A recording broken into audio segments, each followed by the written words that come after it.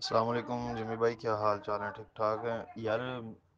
میرے نا، میں نے کلونی کی شکل میں رکھی ہوئی ہیں مادائیں، ٹھیک ہے؟ تو وہ پتہ نہیں کیا ہو گیا ان کو۔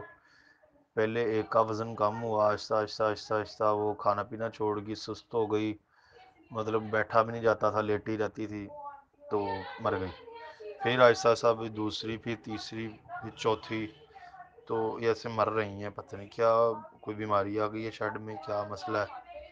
میں نے جو خود نوٹ کیا تھا وہ ان کے ناک میں سے نا جیسے بلغم ٹائپ نکلتی ہے وہ تھی، یا ان کو موشن وغیرہ لگ گئے تھے۔ لیکن میں نے ان کی جو ہے نا ادھر ادھر سے میڈیسن جو ہے وہ اس کا اپایو کیا ہے، لیکن وہ اتنا کوئی رزلٹ نہیں آیا، مطلب نا جانور مر ہی رہے ہیں۔ تو مجھے آپ کائنڈلی، آپ کا زندگی بھر کا تجربہ ہے ذرا مجھے کوئی دو لفظ بتا دیں کہ جو ان کے لیے مؤثر ثابت ہو سکیں۔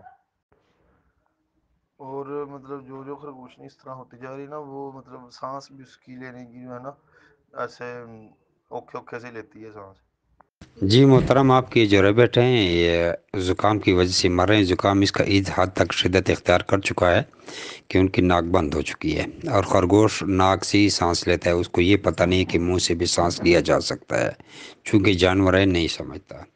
تو اس کا بہترین علاج یہ ہے، آکسیڈل 250 ملی گرام کا ایک انجیکشن، اور اس میں 2-3 ڈیکسا میتازون کے انجیکشن ڈال دیں، اور یہ سب ریبٹ کو 2 ٹائم لگائیں، تھوڑا تھوڑا کر کے، یا 3 ٹائم یا 4 ٹائم لگا لیں، صبح ٹائم، صبح و شام، تھوڑا تھوڑا کر کے 0.2 cc یا 0.3 cc، اتنا اتنا کر کے انشاءاللہ تک پہ سارے ریبٹ ٹھیک ہو جائیں گے۔